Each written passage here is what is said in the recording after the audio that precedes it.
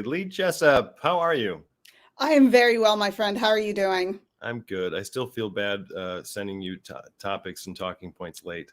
It's okay. Ever since the strike's been over, it's been a little running and gunning for everybody, I think. So It has, yeah. How is the strike? Well, how was the strike time for you and your writers and clients?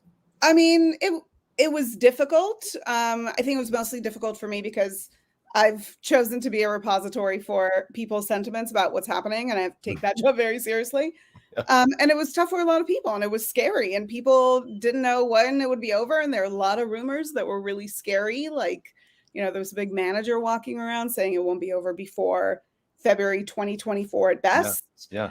So there was a lot of noise, and I think because of social media, all voices are equal.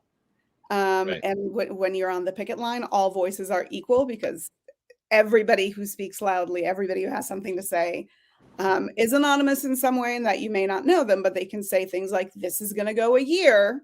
Yeah. And suddenly it becomes truth. So, I think it was difficult for a lot of writers, and I work with writers every day. And I felt terribly for the writers that were, obviously being affected by it.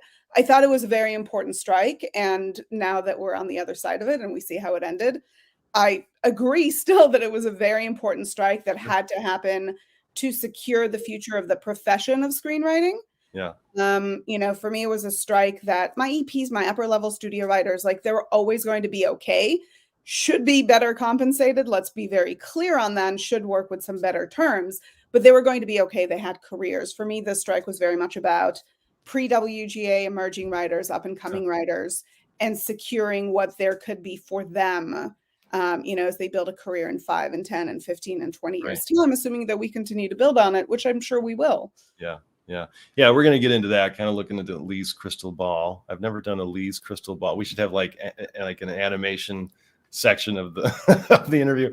But before we jump in, tell us a little bit just about who you are, what you do with writers, your profession. All right. So for those of you guys who don't know me, I'm a career coach for emerging and professional screenwriters. I've never worked in a different industry, so I don't know how real estate works.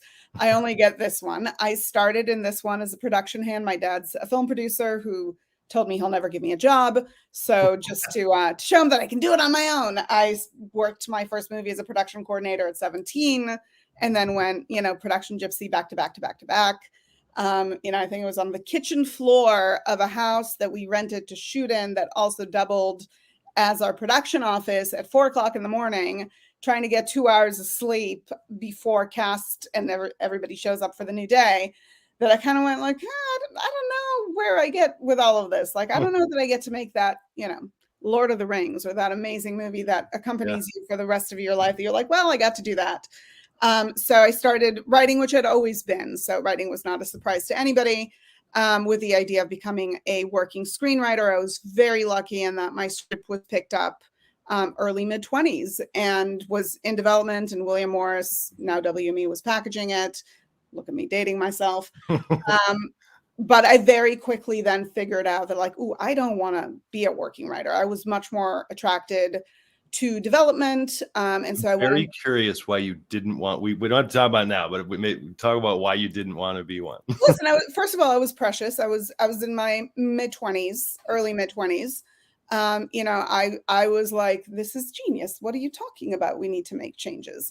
I was young and precious, but I also realized that I didn't enjoy the process of getting producers' notes that I didn't agree with and having to figure out how to make them my own. It didn't get a good reaction out of me, and therefore I was not able to apply it well on the page. And I recognized that about myself, right? I realized I'd much rather be the person giving the notes than the person having to execute the notes in a way that becomes organic to the material.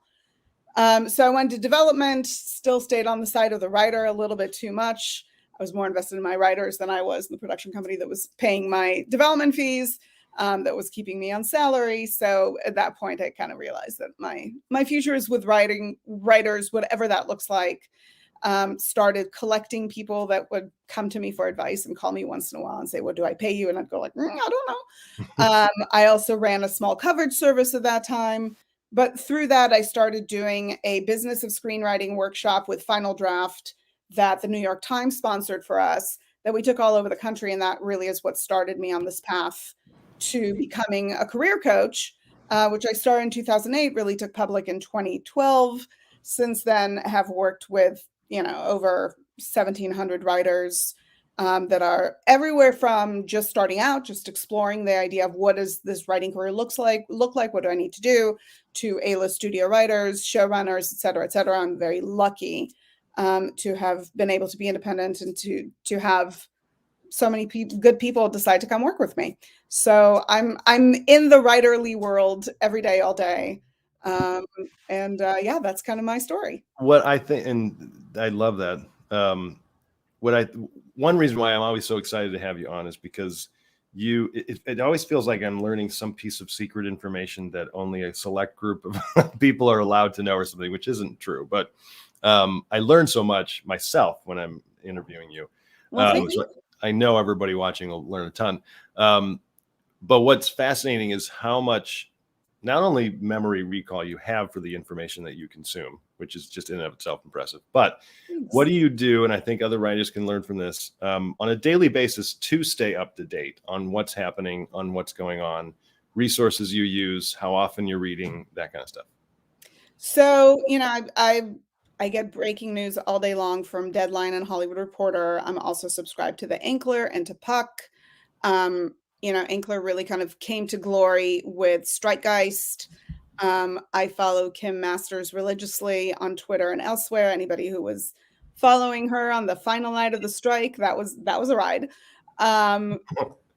I also get Hollywood Reporters has their free Today in Entertainment newsletter. But also I think kind of like the X factor in that is that I'm talking to writers all day long.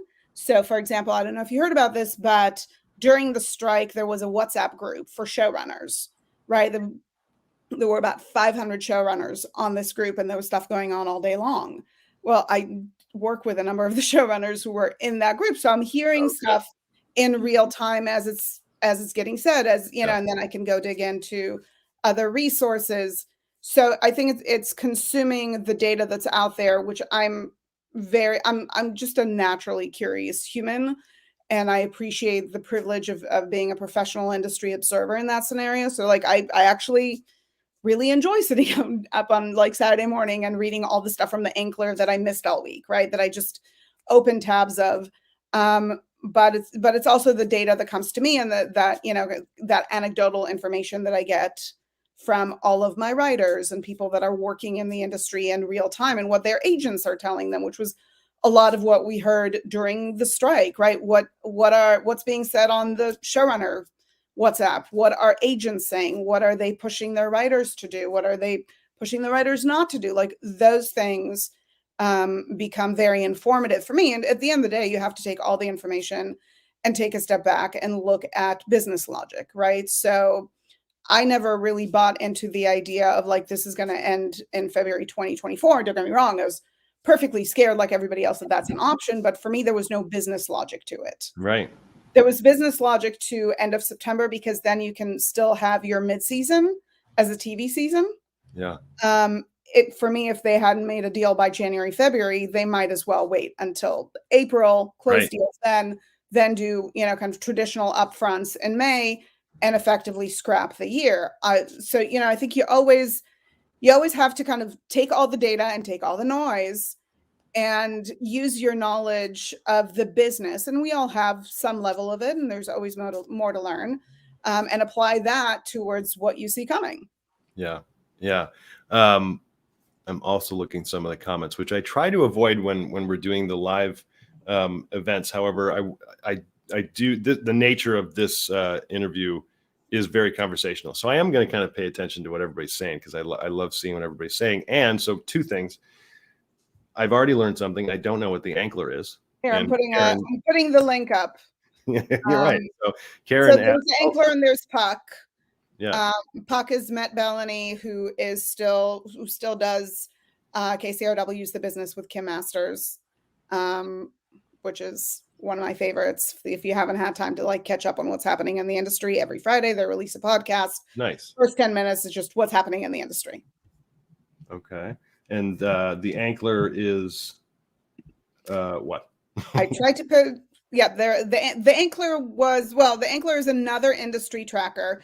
Puck does more than just the industry. They also do Washington. They have a lot of different streams. Ankler really came to pass and really kind of came to glory during the strike and is much more industry dedicated.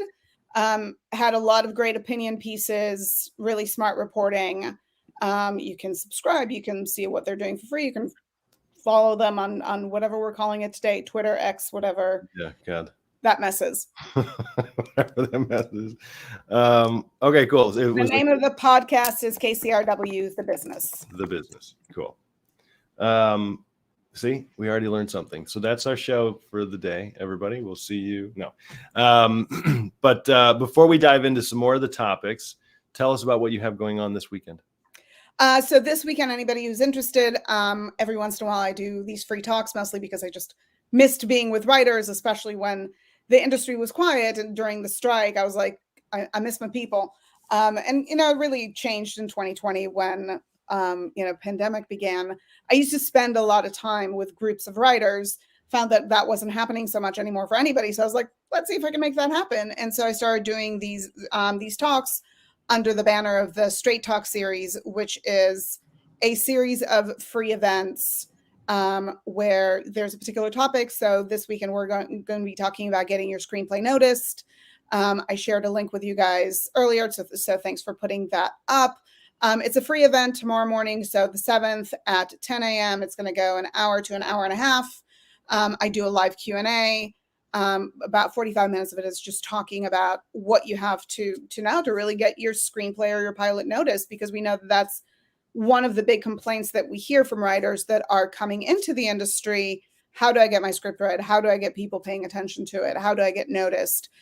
So I wanted to address it. If you sign up for that, then you'll end up being on the list for the other talks as well. There was a representation talk that I did earlier in the year that I'm pretty sure I'm going to do again, because everybody always wants to talk reps. I'm not going to do it until next year, though, because right now reps are not viable. Reps are not looking to sign new clients at the moment because of the strike environment, because of the kind of post-strike reality. So if you guys are up for it, by all means, the link is right there. Please jump on and sign up, and I'd love to have you hang out. It's usually a pretty big crowd, but it's a great deal of fun. Nice. Yeah, so Scott, our behind-the-scenes producer here, he just posted the link there. I'm assuming they can find it just if they go to leejessup.com and they can search your page. It's actually not on my website. Oh, okay. Weirdly enough, because these are kind of rolling events. Go through that link pages link. Okay. That will get you there. Nice. Cool. You should go to leejessup.com though, everybody. But by all means, come to leejessup.com. Yeah, right. This was not meant to be the topic, and I don't want to spend too much time on it, but I think everybody's eyebrows might have raised a little when you said managers are not looking for new writers right now. I knew that and can totally understand it. And I think obviously the reason is they've had all this work pile up, and now they have to get to that work. And so taking on new writers, the true reason here is that they've lost 5 months of income. Yeah. Right. They've lost 5 months of commission. It's not just writers not earning. It's the entire, and we're not even talking about the crew side of things, but when it comes to the writer and the writerly universe, writers weren't working, therefore their reps are not earning. They've lost 5 months of income. I mean, I was talking to a very big rep who's a good friend of mine. And he was like, listen, I had to let go of childcare. My kid is in childcare and, in kind of general childcare and preschool until 2:30 every day. And then I'm childcare because we've been on strike for 5 months. Yeah. And I won't be able to get childcare back and work a full day during the day, as opposed to be childcare, put my child to sleep, then catch up on work until 2 o'clock in the morning, until we're back to our regular earnings. So what has happened is that ultimately, because of this strike, because business was shut down, there was no new business done, agents, managers, lawyers all lost their commission that they would have been receiving otherwise from their writers, should there have not been a strike. So, I mean, it's kind of useless in retrospect, but a lot of reps were on the record talking about the fact that actually strike time was a great time to reach out to some reps. Not every rep. Some reps were like, don't bother me, I'm depressed. Right. I know people that were like, I'm taking a 2-month vacation because otherwise I'm just going to sit here and cry. But now the business is back. Their immediate goal is the shortest path from where they are right now to getting paid. And that usually means getting their previously working writers working. So getting shows staffed. We know that a bunch of rooms opened up last week. Monday, we're going to see all the Dick Wolf stuff come back. You know, a lot of rooms are coming back. There's a lot of staffing talk right now. Then we're going to see all the projects, both film and TV, that were close to going, that were like right there. Yeah. I know that, for example, Netflix is circulating possible staffing seasons for the shows they would possibly pick up. Not guaranteed pickups yet. But just knowing that that is coming, so that will be kind of like the next order of business, things that were ready to go, right? Deals that were ready to be signed, be they on the TV or feature side. And then it's going to be about getting out new work from existing clients, that writers who have been writing over the strike, who have preparing material, and that has to be strategic because there's always a little bit of a wait and see at the end of a strike. Is there going to be a flood of content? Is there going to be nothing? What is it going to look like? Once that is done, then managers will once again turn to not across the board, because it's never across the board, but some managers will turn to finding new clients because, one, they missed out on 5 months of revenue. Yeah. And two, managers always want to make more money. And so do agents. And that's just the deal. So I think that the reality is a lot of people listen to that and kind of, feel like they missed their shot. That's not the reality at all. And the truth of the matter is that talking to writers who are on a rep search, my directive would have been stop by November 15th, because you're not going to get read between November 15th and January 15th anyway.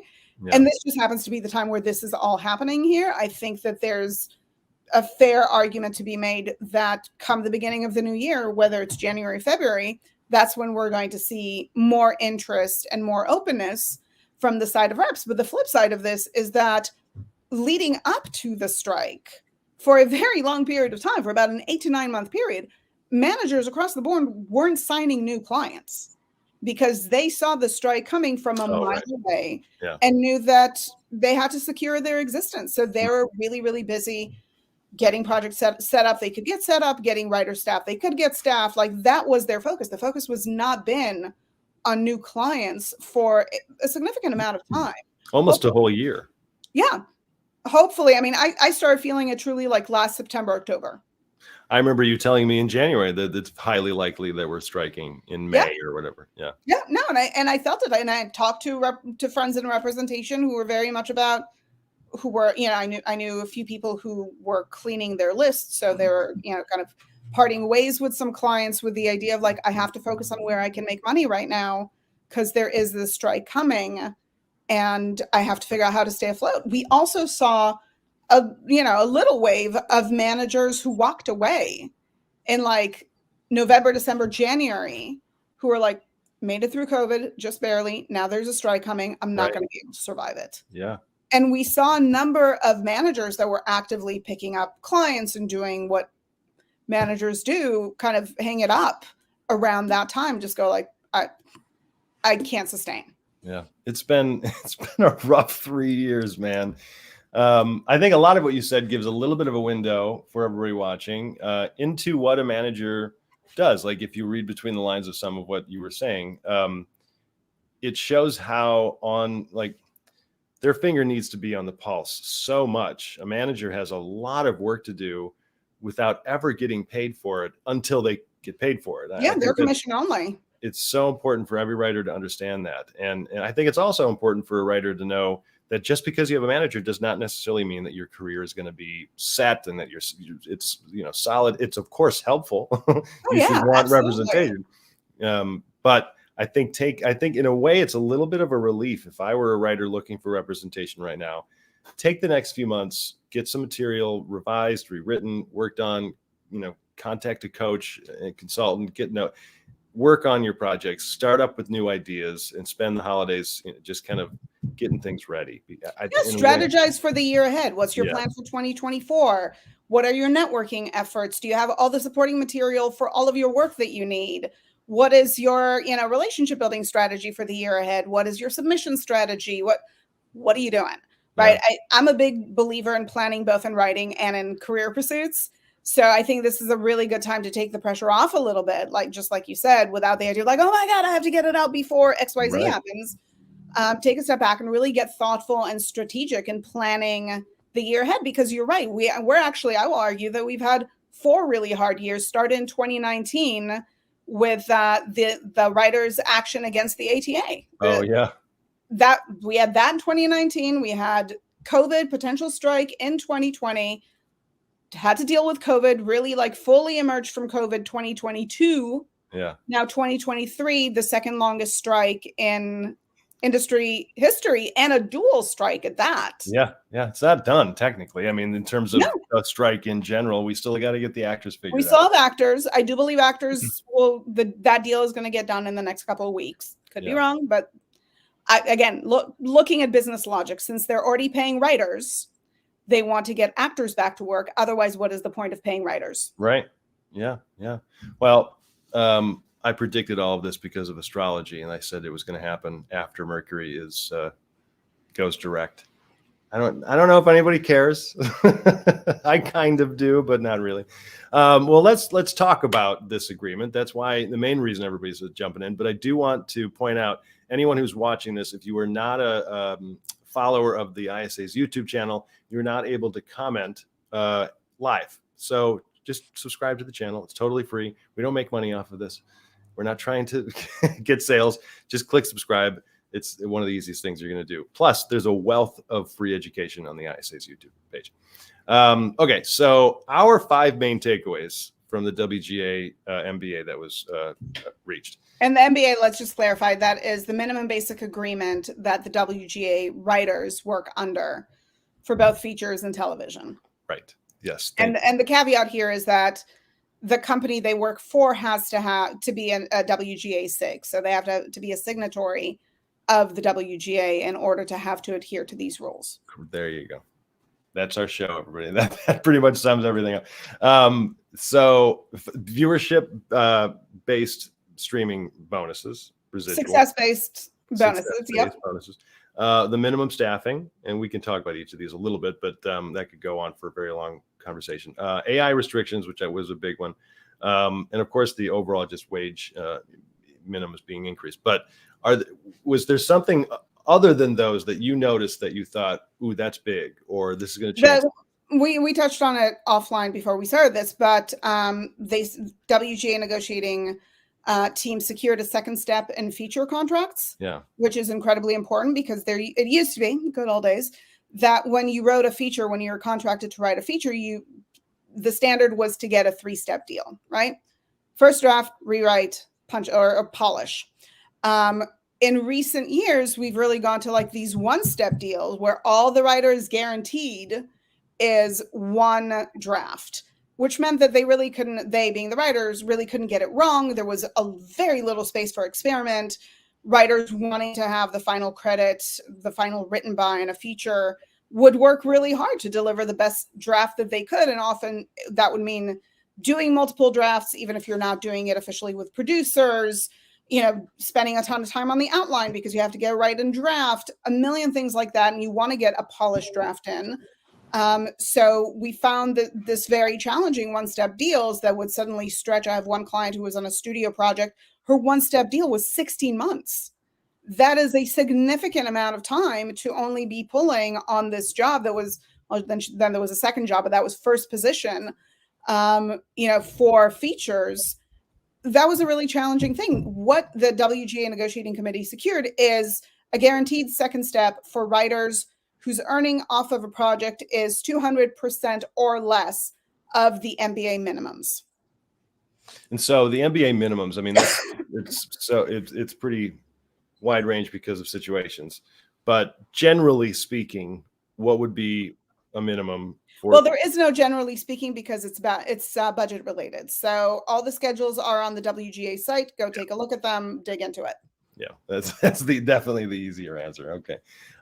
Yeah, that is a big one.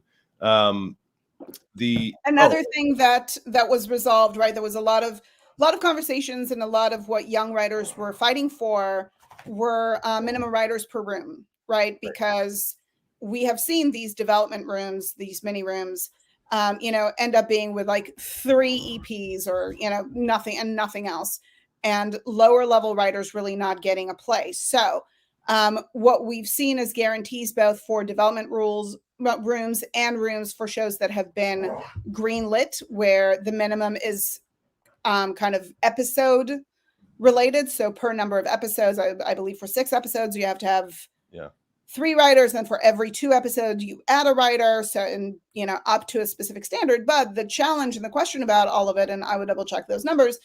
The challenge with all of that has been the Craig Mazins of the world, right? It's been the Mike Whites of the world. What do you do with those? So there's a carve out, which is incredibly important, because you don't want to penalize like the Taylor Sheridans who just and you don't want to go to HBO and say, or Max, and say to them, oh great, you bought this Mike White show, but now you are penalized by the guild X number of dollars. You want to continue to support your writers on all levels. So that was incredibly important. There's also now 2 writer-producer levels on greenlit shows going to set, which is incredibly important, because really, like, learning how to make TV, anybody who wants to be a showrunner, it's not just about writing the episode, right? It's about prepping the episode, it's about shooting the episode, it's about casting the episode, it's about overseeing post on the episode, it's about really learning how to make TV from beginning to end. And even that is keeping out elements like budgeting and relationship management with studios and networks and buyers, et cetera, et cetera. But if you want to work your way up, John Wells has been a very big advocate and a very big critic of the industry for eliminating the path for writer producers to go to set, to supervise their show or their episode. So now with this new guarantee of 2 writer producers, so I'm sure everybody knows, but just for the fun of it, everybody who is a writer in a writer's room for mid-level up has a producer title, not a writer title. So when I say writer producers, it just means that they're a writing producer. There are non-writing producers, but here we're talking about specifically writing producers, 2 of which on a show that is greenlit that would now have the ability to and be funded to go to set.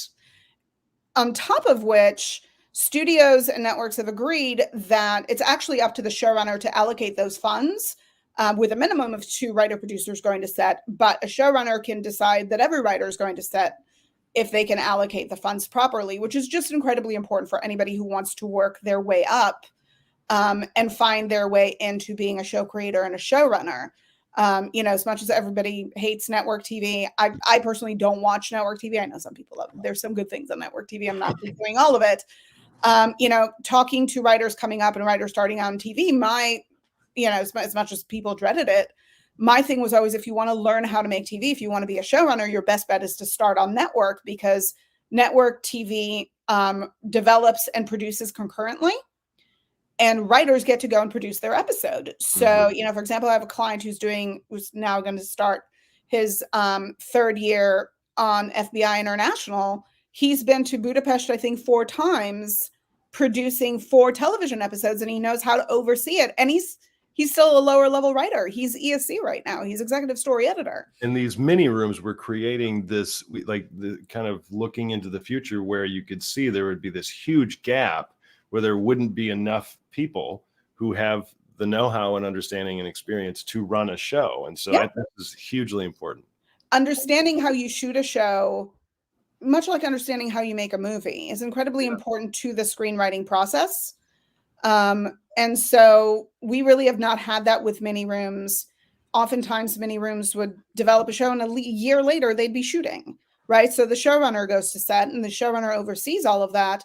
But we're missing the education component that is so important for, again, up and coming writers, pre-WGA writers, all of those writers who are coming up and in earnest want to learn and grow and can't just, bank on, I'll go up level by level. And then I'll, if I'm lucky enough, as I get close, as I sell a show, I'll go to the WGA showrunner training program, which is a great program, but is it enough to take somebody from never having produced a show to running a show? I don't know. I'm a big believer in practical experience. Yeah. I'm just making a note. So there was a question in there that I noticed about pre-WGA writers. The dog wants to hear it dogs, and if they're not with me, they're just going to cry at the door. Have you heard anything about generals for pre-WGA writers that supported and walked with the guild on the picket line? So, Art, if you can maybe give a little bit more background there. General meetings for pre-WGA writers. I mean, what does the industry look like right now for writers who are repped or not repped? In terms of getting general meetings, it's a tough time of year right now just because of the time frame in general. But general meetings are still happening, regardless of whether you supported or walked the picket line. I don't think a ton of generals are happening right now for general's sake. Right. Just because, again, everybody's like, what is the project that's going to keep my job as a development executive that is going to go now so that I have a job? But I think those are going to come up. I think there is a little bit of a wait and see there. The one story that I can share with you is that I have a writer who was support staff. So there are 4 support staff positions in any writer's room, right? PA, writer's assistant, showrunner's assistant, and coordinator. This writer has been on a very, very, very long running show that has, and was a writer's assistant and research assistant really, in a show that has not promoted from within for 4 years, right? 4 years since they promoted an assistant, and had said to the showrunner, as they finished their run in previous season, I don't think I'll be able to come back as an assistant position. It takes a lot out of me. I've not been able to focus on any of my writing. You guys, like the condition at work is the condition at work, and you guys do what's right for the show. And it was all very amicable and very positive. That writer's show was one of the first to go back to a room the days after the strike. So their room was announced on strike ended on Wednesday. Their room was announced on Friday. Writer did not hear anything, then suddenly was requested for a meeting with the showrunner, the number 2 and number 3, and was offered the staff writer position. Nice. Which will now get the writer into the WGA. Right. And not only did this happen to the one writer, it also happened to the other assistant in the room. Nobody left the show, but they promoted 2 writers. And for me, it was one of those things that just gives you an indication of the spirit of where the industry is and wanting to amplify and help raise these writers that are coming up, these writers that the strike was fought for. And I think in time there will be opportunities, there will be generals, there will be curiosity, but I think it's about right now letting the industry do what it does so it is financially sane. And there's a clear path to what does it look like? Where is the business? How is it lining up? And then there will be more opportunities, potentially, hopefully, for general meetings, for interest from reps, for all of those things. Yeah. So we got into a little bit of a topic there that it's a good segue into some of the last couple questions I have. We only have about 22 minutes, everybody. So if you have specific questions, put it in the comments section, because we will spend the last 15 to 20 minutes answering your questions. Karen asked a question, which I think is a good one. And so I will hit that one first, and then we'll talk about what, just how you see the industry moving forward. So she's asking terminology of low level, mid level, high level. I think this is a good review. I know you've talked about it so much, but I think it's important for writers to know what is lowest level writer in a room to the highest level. And by the way, there was a big gain in the strike for lower level writers, because lower level writers are staff writer, story editor, executive story editor. It used to be that if you wrote or co-wrote an episode of television as staff writer, you did not get your episode fees. You now, as a staff writer, get your episode fees, which is huge because that's a big chunk of change. It's also, staff writer is the only position in the room that has writer in its title. It's the least earning position in the room. When you go up to story editor, SC, you about double your salary. When you go up to ESC, executive story editor, you then get 10% more. In addition to that, now when you go up to producer, your rate increases as well, and it has to. It used to be that story editor, executive, your salary as executive story editor had to be kind of like your bar. You know, once you're hired as that, you should never be making less than that again. But when you go to Netflix, not to rain on Netflix, I'm just, you know, Joe Schmo company, and they say, well, you made this at network as SC. Well, that's what you're going to make here because that's the minimum, and we met the bar. So good luck to you. So those lower levels, staff writer, story editor, executive story editors. What is unique to those positions is they're paid weekly. They don't get a credit on front titles unless they have a written by or co-written by. But they're considered the lower level writers. There are a few other kind of distinctions. Then you get to mid-level, which is co-producer, producer, consulting producer. And then you get to upper levels, which is supervising producer, co-executive producer, executive producer. Your showrunner is going to be the final executive producer on the front credits, right? So they are also an executive producer. It's just there is no showrunner title in title cards. So that is usually the number 2 will be the one right before them.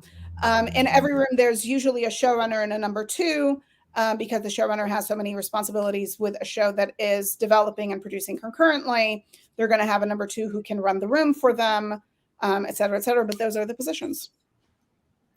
It's so impressive that you can just go through that so quickly. Because had somebody asked me, I'm sure I would have forgotten at least 2 of them. I've done this a couple of times. Right. Yeah. So, okay. Pre-WGA writers, what does the agreement mean for them? We kind of talked about that, establishing these certain things. But I think a big one in terms of pre-WGA writers is that now, like, I'm looking at the agreement, and maybe you can correct me if I'm wrong or, you know, add to it. This is like the bottom level of what the agreement, like this. There's a squirrel out there, I'm sure. There's so much more room to grow even with this agreement. So do you see future, because every 3 years they have to redo this? Yeah, they're going to revisit it in 3 years, and the hope is that there is no need to strike in 3 years. I think that once the dam is broken in these things, you can't then rebuild the dam. And I feel like the dam was broken in some ways, in the ability to kind of recognize what is and isn't fair, where growth needs to go, et cetera, et cetera. So I do think that they will keep building on it in coming years, and nobody wants to repeat a strike. This was not a little strike. This was a 5-month, almost 150 days, 148-day strike. And you have to remember that there's a lot of collateral damage in these strikes, right? Writers have something to gain at the end of it. Your lowly gaffer or your caterer who works exclusively with productions isn't getting a pay raise through this, right? They're not getting better terms. And there is that collateral damage here that everybody's aware of. So nobody takes it lightly. As far as pre-WJ writers, I do think that, I mean, you've known me for a long period of time. I'm not easy to go like, oh, it's the worst that it's ever been. It's so terrible. I'm not that person. I've been around this industry for a very long time. I think it takes itself very seriously. And it often kind of, every moment is the best or worst moment that it can be. But I have to say that the last 3 years leading up to the strike really became painful to watch for writers breaking into the industry, most specifically on the TV side. Where it used to be like, okay, if you got a staff writer job and you didn't screw it up, you'll get your next job. You'll be fine. Like, you don't have to worry about it. Suddenly we were in a situation where TV writing programs that were kind of like almost as close as you can get to a guaranteed path into staffing suddenly couldn't staff all their writers.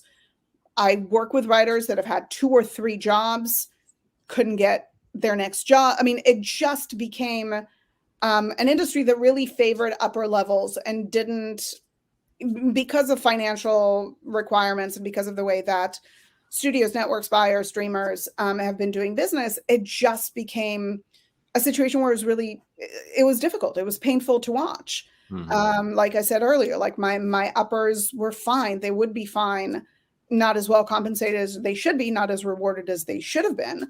but they would have had a career. And so I think that you have to look kind of past the moment of like, is representation looking now? What do generals look like? We want all of that, right? For all emerging writers, but also understand that even though there'll be some pain still for emerging writers in coming months, in that the industry is not opening all the doors for all the generals, and managers are not going like, bring me all the writers. There's so many gains that are made here for exactly those writers, right? That will get them into a room, that will get them into, feature work, that will do all of those things, that we have to look at kind of like the long-term result of the strike, because it was really hard to watch. It was really hard to watch really talented, hardworking people who have earned every right to build careers and have proven themselves be unable to build. I mean, I know that the exceptions, but I also know that, what almost became a standard, which was just hard to observe. So the strike was so much more than just pay us more. It was about establishing future possibility to actually and truly make this a regular job, and not even with the hopes of making millions of dollars, which of course everybody wants that, but the likelihood of that has always been kind of low unless you are a major, upper level person creating shows. So it was about just sustaining the industry. Yeah, I think what the strike created is more opportunity for the writer who isn't already up there. Right. It felt like the disparity happened. There was a real divide between writers that are just starting out and suddenly have to repeat Staffy 4 times, which is 5 years ago unheard of. So there's more of an engine now for writers to move up, for writers to make financial gains. Because if you look at a staff writer, right, who is making $3,000 a week, roughly, for 20 weeks, right, that's $60,000. If suddenly they're getting their episode fee for another 20 or 25, that's a significant amount of money to add on to that. Then if you're doing network, you're adding residuals, or you're adding success-based residuals on Netflix. Oh, there's suddenly this opportunity to continue to be a staff writer and potentially work on shorter shows, because that's what we saw happening in recent years, right? We're no longer doing a standard 22 episode pickups. We haven't for a decade. But those numbers are shrinking. And what that meant is that writers had to like cobble together their annual salary. And I know writers who are like, I write for 20 weeks and then I go work as a copywriter for 20 weeks, or then I go and ghostwrite political novels. I know those people, and that's a lot of juggle, and it's really hard work, and writers deserve to be well compensated and have a path for building that career. And that's what the strike did to me, in my eyes. And it's really happy news. It's going to take some time. I think perseverance and patience obviously is really important. That's always been important. Taking time, educating yourself while there is this lull, while the industry kind of catches up, so important. Utilizing the ISA's website, there is this indie world where you don't necessarily have to be union. You can still find work. Yep. You got to build yourself up. Check out our writing gigs. We get them posted all the time. But let's talk about AI. I see a lot of questions coming in. What were the basics there? Really curious about AI. Oh yeah, Scott's. I'm like, wow, that was easy. So the basic level of AI restriction: AI cannot be used to write or rewrite literary material, and exploitation of writers' material to train AI is prohibited. When I read all that, I mean, there's a lot more to it than just that. I was like, I feel like there are some loopholes in here. I don't know. Well, here's the thing. Studio buyer is not allowed to give a writer material that is AI generated without disclosing that. The writer is allowed to use AI only with studio approval. Listen, there's going to be some figuring out of this thing and some adjustment for sure. But the important thing is that, there was a great sign that a number of people carried, a handwritten sign, obviously, during the strike, that I think that speaks to the basic argument against AI, which was AI doesn't have childhood trauma. Right. Yeah. And so, it's funny because for so long we were talking about story misappropriation, right? If I'm a white Jewish woman, is the story of indigenous Maori people my story to tell? Right. And I think there are very fair arguments about give the opportunity to the people who bring lived experience to the table to tell those stories. But all of that suddenly gets chucked where you're like, oh no, just AI is going to tell that story, which that's a misappropriation a little bit, just saying.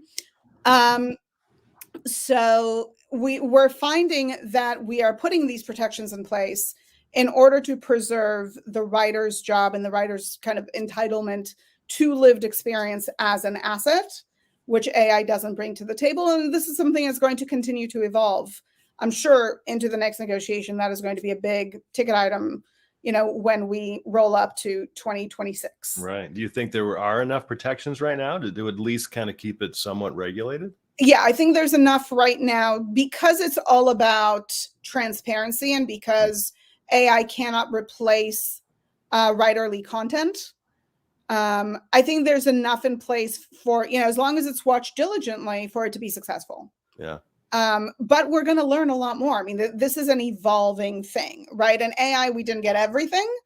And mind you, I think writers had a much more winnable and kind of manageable war to fight in this than SAG, where SAG is really saying, it seems like the actors have a big hill to climb where AI is concerned. Well, and studios, I'm sorry, the studios buyers, everybody on the AMPTP side, like if you want to nullify the actor's job, great on you. You're doing great with this, with these particular expectations, but they're not going to, for those of you who don't know, the AMPTP, their offer to the actors included an AI clause in which if you are a day player and are paid your day rate, they then own your likeness until the end of time. So they can plug and play you into anything where they need $100. Yeah. Well, after paying you your day rate for one day. Yeah. So there's, I think that's a lot more abrasive. And hopefully I'm sure that there will not be an end to that negotiation without nullifying that particular. It would completely end the extras industry. There would be no need. And here's the thing that you have to remember is most actors are not movie stars. Right. Like the amount of actors that actually can sustain a full living, right? Make their entire nut off of acting is actually very small. Yeah. Everybody's piecing together what they can do with a day here and a day there and whatnot. And it's just cruelty to say, we will pay you your $100 a day for one day, and we will own your likeness until the end of time, and you will not see another dollar. That is ridiculous. Yeah. So that's a lot of what that fight is about. But much like the beginning of the writers' negotiation with the AMPTP came back and said, we can't meet these, and this is a non-starter, and there are no conversations to be had. The reality is that the AMPTP showed up in every single area where writers were trying to make improvements and advancements. So at the end of the day, holding strong here really paid off. And don't forget, like the strike cost everybody. It's a war that everybody lost. Whether we're talking about financial losses, whether we're talking about contractual losses, everybody lost. Yeah. There's no such thing as a winnable war. And the studios have something to lose too with AI, because all the copyright material that they own can easily be used by so many other people right now. And we don't need to get into all it. Everybody, I just suggest keep your eye on what happens with the SAG negotiations, because I think that's going to really define what happens with the whole AI situation. I, for one, think federal regulation needs to come into play, because right now it's just total Wild West, and people are just, it's crazy what's happening right now. We only have about 5 minutes, so I do see a couple questions. One, Stephen Gibson, let's talk about this a little bit, Lee. We're going off topic in terms of the strike stuff, but I think a lot of people are talking about, or just wondering, because all emerging writers are wondering, how do I get noticed? How do I get my stuff noticed? And Stephen says he's been trying to break into the film and TV industry for a while, entered a lot of contests and always lose. Try not to use the word lose, Stephen. You just didn't place. You didn't lose. What do I what do I need to do to make myself and my work public, like making a video message? Stephen, I would answer this quickly before Lee, if you don't mind, Lee. Making sure that the material is ready to be read, and educating yourself, getting a lot of notes. And you may have already done this. A video message to promote your work may not work. It doesn't necessarily hurt, but it could if you are not practiced.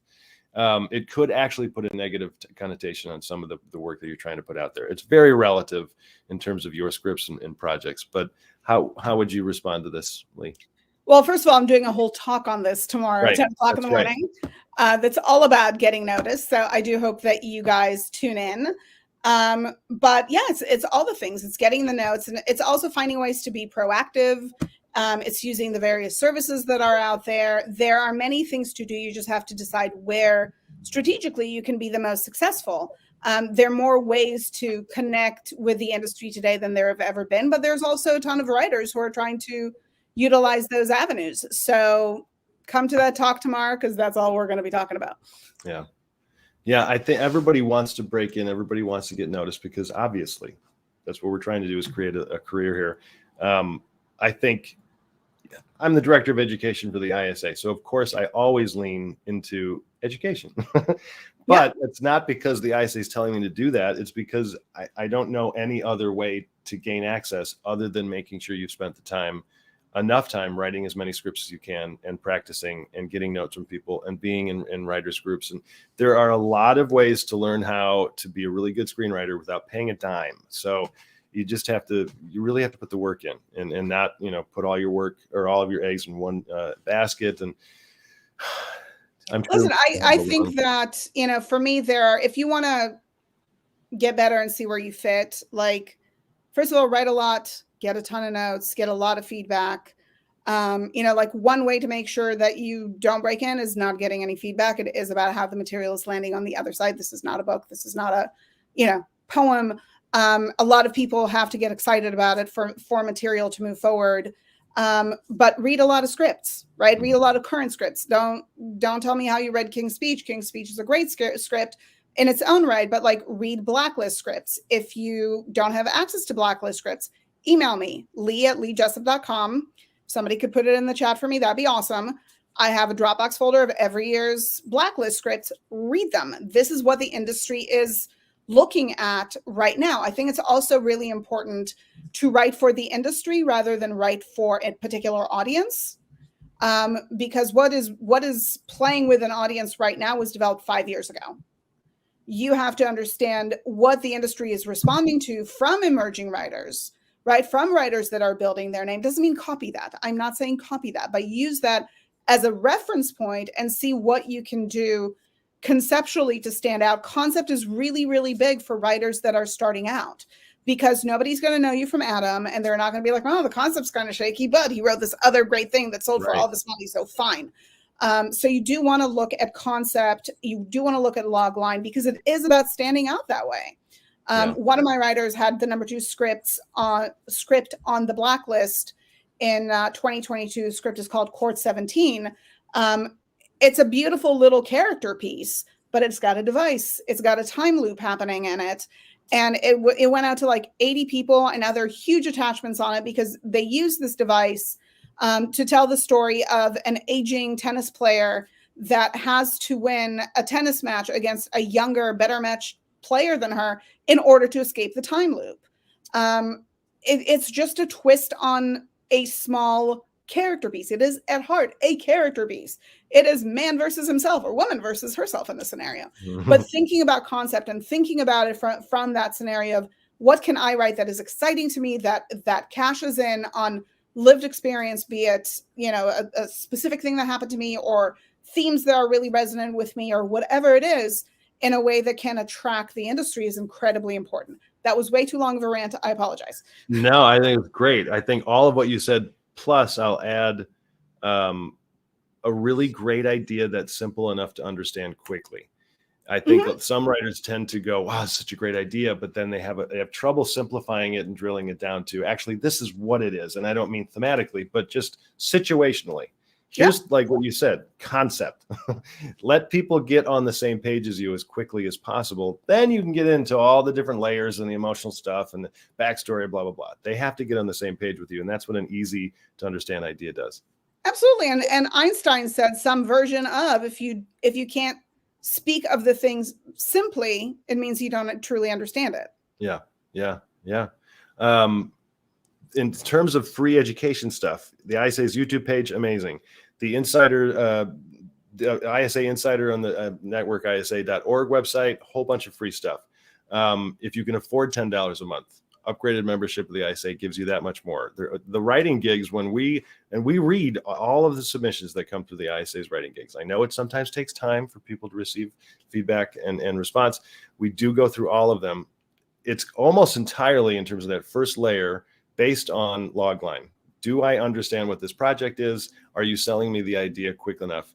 Then we'll read your submission. And that goes, I think, for across the industry. If you're putting too much information up front, people are going to be like, what is this? I don't know what this is. So anyway, check out all the stuff on the ISA's website. We have 1 minute. Is there any one last thing that you want to add, Lee, so everybody kind of feels good about themselves? I'm going to go back to what I said earlier. I know that there's a little, okay, we're out of a strike. What can I do right now? How do I get repped tomorrow? How do I get out to meetings right now? I encourage everybody to be patient and to let this play out, because ultimately this strike is going to make the biggest difference for the writers that are with us today. And you have to trust that and give it its time. I'm not saying sit on your hands, saying be strategic and thoughtful and find ways to be proactive and do all the things. But your chances for success and to build an actual career in this industry just went up significantly when a deal was reached. Right. Significantly, not by a little bit, significantly. So really make a point to be more thoughtful and strategic than you ever have before, because there's more to gain than there was before, just in how shaky it was. I get that from the outside, it feels like, but was there? Let me tell you, yes. Be really thoughtful, plan ahead, work with other people, get information. Don't work in a vacuum. Don't come up with ideas that you're like, oh, that should be interesting. Test your information, talk to other writers, participate in what the ISA is doing, come talk to me, whatever it is. There's so much available information out there. I'm doing a panel in a few weeks with managers. I know there's a million things that are happening all over the place right now because people are eager to connect. But the strike really has just better your chances for an actual career, as opposed to one occasion of success that after which you go, but what happened? So really make the most of it, because I do think that this is a huge shift for writers and for the promise of a writing career. Yeah. Work hard and try not to expect this to happen overnight, I think, is the big thing. That holds true. Yeah. Well, Lee, I'm jealous of the sunlight and the green leaves behind you. I miss Los Angeles. It's cold and rainy and gray and dark in Wisconsin. Come back 300 days a year, 330 sunshine. I will. I spent a decent chunk of time in Los Angeles this year and I miss it already. But thank you, everybody, for participating, for asking great questions. This recording is going to be immediately available on the ISA's YouTube page right after we're done here. So if you came in late, you can catch that. If you need some of the references to the links that Lee mentioned, you should definitely participate in tomorrow's free event that Lee is hosting. Thank you, Lee. It's always fun. Thanks for having me. It feels like we haven't done this in a while, so it's great to be back. I really appreciate you guys. Yeah, we'll do more of this in the future for sure. Can't wait.